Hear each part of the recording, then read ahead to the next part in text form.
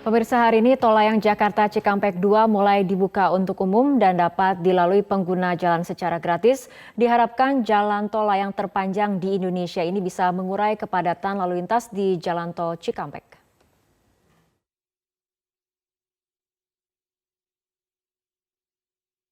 Usai diresmikan oleh Presiden Joko Widodo pada 12 Desember 2019 lalu, Jalan Tol Jakarta Cikampek 2 Elevated dibuka untuk pengguna jalan pada 15 Desember 2019 mulai pukul 6 pagi.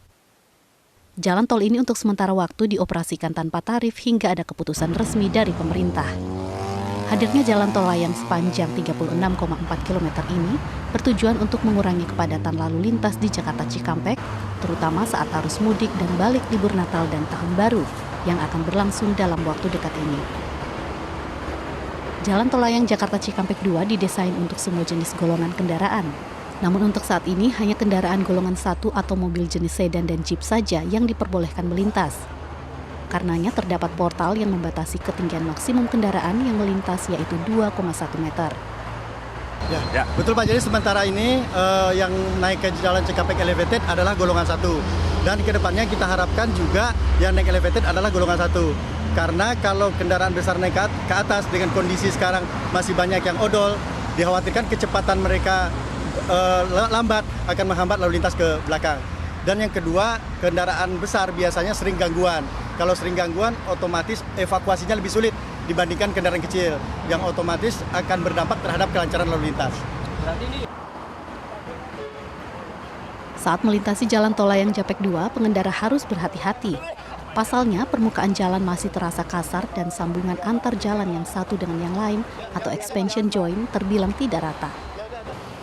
Pihak Jasa Marga menjelaskan, secara desain jalan tol layang tersebut sudah memenuhi kaidah dan dapat dipastikan aman. Hanya saja di bagian overpass jalur harus dibuat lebih tinggi menyesuaikan struktur. Karena itu pengemudi diimbau untuk memacu kecepatan kendaraannya maksimal 80 km per jam. Di sisi kecepatan ya kita ikuti saja aturan yang ada di sini, jangan terlalu cepat karena beda, karena di ketinggian itu kan ada faktor angin, itu harus diperhatikan, dapat angin di atas itu. Jadi kita kecepatan antara 60-80 lah, itu maksimum. Pak, dari sisi keselamatan pagarnya juga agak pendek ya Pak ya?